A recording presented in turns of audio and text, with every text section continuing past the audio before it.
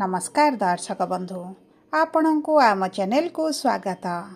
पवित्र सरस्वती पूजा बा श्री पंचमी हार्दिक अभिनंदन एवं शुभेच्छा जणाई आजिर कार्यक्रमटी को आग को बढ़ाइबा एवं आजिर यही भिडियोटी समस्त मकर राशि व्यक्ति विशेषों बहुत अधिक गुरुत्वपूर्ण रही।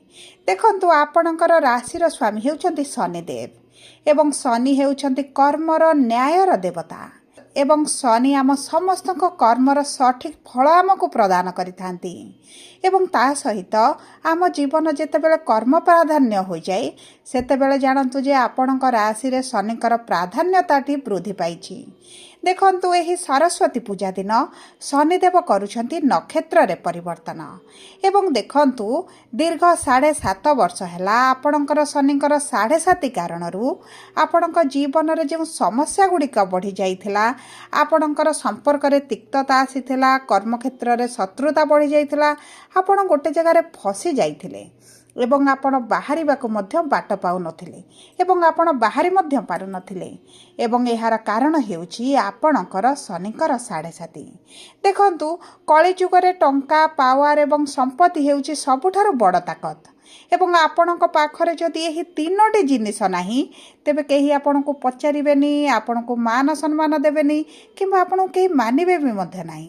आपणकर शनिकर 7.5 कारणरू जो आपणकर अजथा जुक्ति तर्क भली परिस्थिति रहउतला, संपर्क रे आपण असंतुष्ट रहउतिले एवं संपर्क मध्य रे जो तिक्तता आसीतला, आपणकर वितृष्णा भाव जो आसी जाइछि एवं विश्वास करुथिबा लोक आपणको सहित जो विश्वासघातक करिछि एबे सही सब क्षेत्र रे आसीबो बड़ परिवर्तन। शनि आपणक पई आणुछन्ति एही 2026 रा प्रथम भेटी माने आपणकर एही सरस्वती पूजा दिन गोचर रे हेबाकू जाउछि एक बड़ परिवर्तन। शनि आसीबे निज नक्षत्र को माने उत्तन भाद्रपद नक्षत्र को एवं आपणकर मूल्य को बढ़ाइबे, आपणक मान सम्मान को मध्य बढ़ाइबे एवं देखंतु आपणक पछपटे जदि 4टी लोक आपणक विषय रे आलोचना करूछन्ति, आपणक सफलता मार्ग रे आपणकर बाधा सृष्टि करूछन्ति, आपणक विरुद्ध रे समालोचना करूछन्ति, तेबे जानन्तु सरस्वती पूजा ठारू आपणकर शनि बलवान हेबा सहित आपणक उपरे प्रभावशाली हेबा आरंभ करूछन्ति।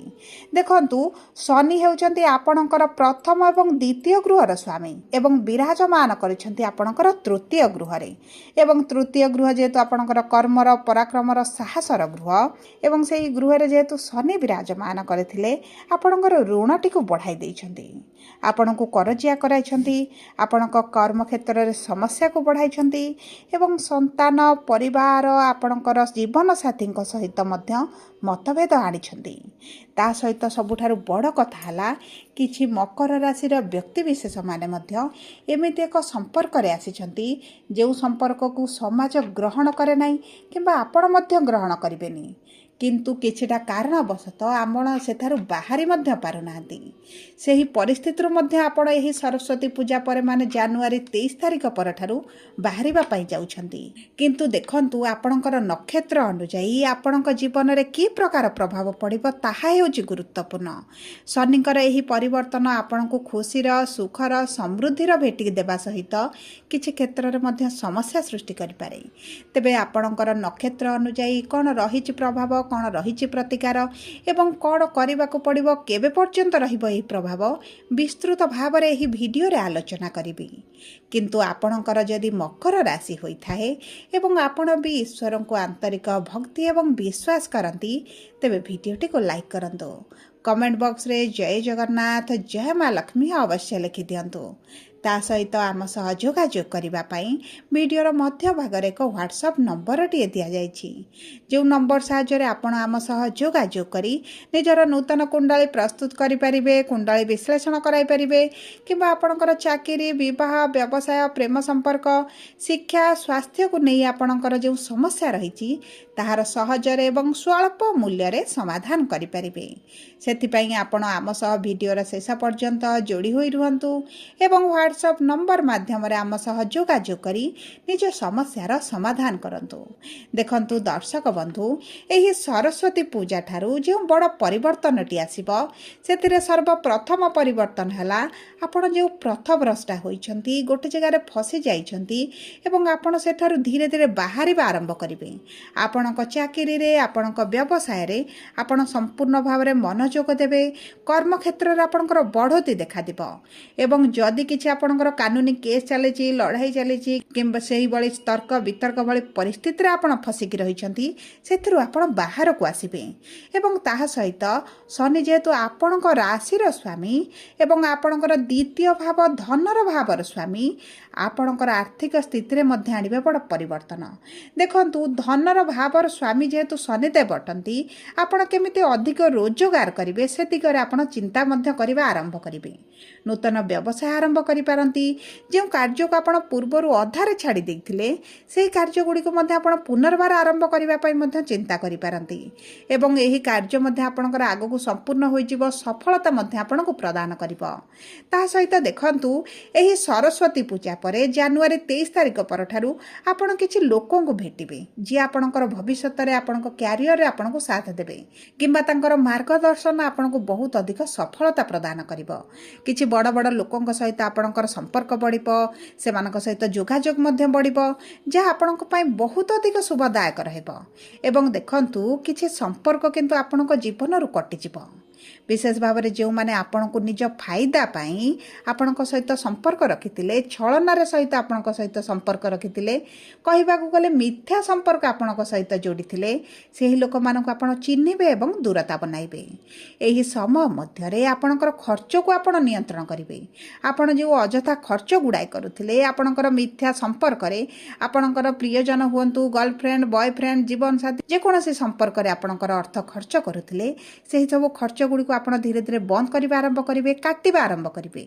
जे कारणरू आपणकर आर्थिक स्थिति रे आसो बड़ परिवर्तन। आपणकर जे करज बढ़िची लोन बढ़िची आपण अर्थ सेविंग करि पारु नांती सेही सब क्षेत्र रे आपणकर परिवर्तन आसीबो। एवं देखंतु एही समय मध्य रे आपण छोट छोट काम को मध्य धीरे धीरे ध्यान देबा आरंभ करिवे एवं आपणकर धीर स्थिर चित्तर सहित आपण कार्य गुडी को निखुण भाव रे करबा आरंभ करिवे जा आपणक पई बहुत अधिक शुभदायक रहइबो। देखंतु सबुठारु बड़ कथा हला जेहेतु द्वितीय गृहर स्वामी शनिदेव अटंती एवं निज नक्षत्र रे प्रवेश करिवे। जो दंपति मानकर संतान को नहीं समस्याटी रहितला, संतान प्राप्ति रे बाधा विघ्न सृष्टि हेउतला किंबा एपर्यंत संतान सुखरु वंचित रहि जाइछंती सेमानकु संतान प्राप्तिर बड़ खबर मिलिबो। कारण द्वितीय भाव होउची परिवार ज्ञाति कुटुंब परिवार गृह एवं एही गृह जेहेतु शनिकर गृह निश्चित भाव रे आपनको खुशी खबर प्रदान करिवे। ता सहित शनिकर तृतीय दृष्टि मध्य आपणकर शिक्षा प्रेम एवं संतानर गृह उपरे रहितला जे कारणरू आपनको एही तीनोटी क्षेत्र रे विफलता देखिबा पई मिलुतला। किंतु शनिकर शुभ दृष्टि पड़िबा कारणरू आपणक प्रेम संपर्क आगको बढ़ी विवाह परिणत होई पारे किंबा आपणक प्रेम संपर्क एठी कटि जाई पारे, ब्रेकअप मध्य होई पारे। किंतु आपणक जीवन रे गोटे पथरे आपण क्लियर मध्य होई जिवे। जे संपर्क आपणकर आवश्यक नाही से संपर्क आपणकर कटि जिवो। ता सहित देखंतु शिक्षा क्षेत्र रे आपणकर परिश्रम तो निश्चित भाव रे वृद्धि हेबो किंतु आपण सफलता तो निश्चित भाव रे प्राप्त करिवे। विलंब हेले मध्य आपण निराश हेबे नाही। सब परे देखंतु शनिकर एही नक्षत्र परिवर्तन निज गृह को आसी बलवान हेबाटी आपणक पई बहुत अधिक शुभदायक रहइबो। तेबे सब परे देखंतु आपणक नक्षत्र अनुसार की प्रकार प्रभाव पड़िबो एवं कोन रहिछि प्रतिकार आसंतु सेही विषय रे आलोचना करिबा। सर्वप्रथम हेउछि उत्तराषाढ़ा मकर राशि 21/10 मकर राशि एवं आपणक नक्षत्रर स्वामी हेउचंती सूर्य। देखंतु सूर्यंकर शनिक सहित जेहेतु एतटा मधुर संपर्क न थाए शत्रुता आचरण रही थाए तेणु करी आपणकर जदि सरकारी चाकरी योजना अछंती परीक्षा देउछंती तेबे आपणकर टिके परिश्रम बढ़ी जिवो किंबा आपण टिके विलंब देखि पारंती। किंतु देखंतु आपणकर निश्चित भाव में जदि जातक रे कुंडली रे आपणकर सरकारी चाकरी जोग रही तेबे आपणकर तो निश्चित भाव में होई जिवो। ता सहित देखंतु आपणक स्वास्थ्य रे टिके समस्या आपण देखि पारंती। आपणकर स्वास्थ्य रे आपणक कार्य रे एते आपण व्यतिग्रस्त होई जिवे, एते कार्य रे आपण लागि जिवे जे आपणकर स्वास्थ्य ऊपर ଉପରେ ଆପଣ ଧ୍ୟାନ ଦେବା ପାଇଁ ଭୁଲିଯିବେ ଏବଂ ସେଥିପାଇଁ ଆପଣଙ୍କର ପେଟର ସମସ୍ୟା ଗଳା ଦାନ୍ତରେ କିଛିଟା ସମସ୍ୟା ମଧ୍ୟ ଦେଖାଦେଇପାରେ। ସେଥିପ୍ରତି ଆପଣଙ୍କୁ ଟିକେ ଦୃଷ୍ଟି ଦେବାକୁ ପଡ଼ିବ। କିନ୍ତୁ ଆପଣଙ୍କ କର୍ମକ୍ଷେତ୍ର ଆର୍ଥିକ କ୍ଷେତ୍ରରେ ବହୁତ ବଡ଼ ପରିବର୍ତ୍ତନ ଆସିବ। ଏବେ ଆସନ୍ତୁ ଜାଣିବା କିପରି ରହିବ ଶ୍ରବଣା ମକର ବା 22/10 ମକର ରାଶିର ବ୍ୟକ୍ତିବିଶେଷଙ୍କର ଏହି ସରସ୍ୱତୀ ପୂଜା ପରଠାରୁ। ଦେଖନ୍ତୁ ଆପଣଙ୍କର ନକ୍ଷତ୍ରାଧିପତି ହେଉଛନ୍ତି ଚନ୍ଦ୍ରମା ଏବଂ ଚନ୍ଦ୍ରମା ହେଉଛନ୍ତି ଆପଣଙ୍କର ମନର କାରକ ଏବଂ ଶନିଙ୍କର ଚନ୍ଦ୍ରମାଙ୍କର ଅବଶ୍ୟ ଏତେଟା ଭଲ ସମ୍ପର୍କ ନଥାଏ, ସମ୍ବନ୍ଧ ନଥାଏ, ତେବେ ମଧ୍ୟ ଆପଣଙ୍କ ଉପରେ ଏତେଟା ଖରାପ ପ୍ରଭାବ ପଡ଼ିବ ନାହିଁ। ଯଦି ଆପଣ କିଛି ମାଙ୍ଗଳିକ କାର୍ଯ୍ୟ କରିବା ପାଇଁ ଚାହୁଁଛନ୍ତି, ବିଶେଷ ଭାବରେ ବିବାହର ଯୋଜନାରେ ରହିଛନ୍ତି, ଆପଣଙ୍କର ବିବାହ ମଧ୍ୟ ହୋଇପାରେ, ଆପଣଙ୍କର ମନପସନ୍ଦର ବିବାହ ପ୍ରସ୍ତାବ ଆସିପାରେ। ତା ସହିତ ଯେହେତୁ ମଙ୍ଗଳ ଆପଣଙ୍କ ରାଶିରେ ବିରାଜମାନ କରିଛନ୍ତି, ଆପଣଙ୍କ ଗୃହରେ ତ ନିଶ୍ଚିତ ଭାବରେ ଶୁଭ କାର୍ଯ୍ୟ ମାଙ୍ଗଳିକ କାର୍ଯ୍ୟ ହେବ। ତେଣୁକରି ଆପଣଙ୍କ ଉପରେ ଏତେଟା ଖରାପ ପ୍ରଭାବ ପଡ଼ିବ ନାହିଁ। କିନ୍ତୁ ଆପଣଙ୍କର ଜୁନ୍ ମାସ ପର୍ଯ୍ୟନ୍ତ ଆପଣଙ୍କର ଶତ୍ରୁ ଟିକେ ବଢ଼ିପାରନ୍ତି, ସେଥିପ୍ରତି ଆପଣଙ୍କୁ ଦୃଷ୍ଟି ଦେବାକୁ ପଡ଼ିବ। କିମ୍ବା ଆପଣଙ୍କର ମୋଟାପ ବଢ଼ିପାରେ, ମେଦବହୁଳତା ହୋଇପାରେ, ଚର୍ବି ଜାତୀୟ ସମସ୍ୟା କିଛିଟା ଦେଖାଦେଇପାରେ। ସେଥିପ୍ରତି ଆପଣଙ୍କୁ ଟିକେ ଦୃଷ୍ଟି ଦେବାକୁ ପଡ଼ିବ। ଏବେ ଆସନ୍ତୁ ଜାଣିବା ତୃତୀୟ ନକ୍ଷତ୍ର ବା ଧନିଷ୍ଠା ମକର ରାଶି ବା 23/10 ମକର ରାଶିର ନକ୍ଷତ୍ରାଧିପତି ହେଉଛନ୍ତି ମଙ୍ଗଳ ଏବଂ ମଙ୍ଗଳ ଆପଣଙ୍କ ରାଶିରେ ବିରାଜମାନ କରିଛନ୍ତି। ମଙ୍ଗଳଙ୍କ ଶନିଙ୍କ ମଧ୍ୟରେ ଏତେଟା ଭଲ ସମ୍ପର୍କ ରହିନଥାଏ। ତେଣୁକରି ଶନିଙ୍କର ଏହି ଗୋଚରଟି ଆପଣଙ୍କର କ୍ୟାରିୟର ଉପରେ ବହୁତ ଅଧିକ ପ୍ରଭାବ ପକାଇବେ। ଆପଣ ତରବର ହୋଇ କୌଣସି କାର୍ଯ୍ୟ କରନ୍ତୁ ନାହିଁ। ବୁଝି ବିଚାରି ଯଦି ଆପଣ ନିଷ୍ପତ୍ତି ନେବେ, ତେବେ ଆପଣଙ୍କ ପାଇଁ ଶୁଭଦାୟକ ରହିବ। ଆପଣଙ୍କ କର୍ମକ୍ଷେତ୍ରରେ ଆପଣଙ୍କୁ ସଫଳତା ପ୍ରାପ୍ତି ହେବ। ଆପଣଙ୍କର ଯେଉଁ କାର୍ଯ୍ୟଗୁଡ଼ିକ ପେଣ୍ଡିଂ ରହିଯାଇଛି, ସେହି କାର୍ଯ୍ୟଗୁଡ଼ିକ ମଧ୍ୟ ଆପଣ ପୂରଣ କରିପାରିବେ।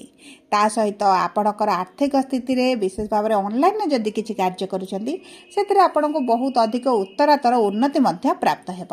ଆପଣଙ୍କର ଅଶୁଭତ୍ୱକୁ ଦୂର କରି ଶୁଭାଶୁଭ ଫଳ ବୃଦ୍ଧି ପାଇଁ ଆପଣ ଶନିଙ୍କର ବୀଜ ମନ୍ତ୍ର ପ୍ରତିଦିନ 108 ଥର ସନ୍ଧ୍ୟା ସମୟରେ ଜପ କରିବା ଆରମ୍ଭ କରନ୍ତୁ।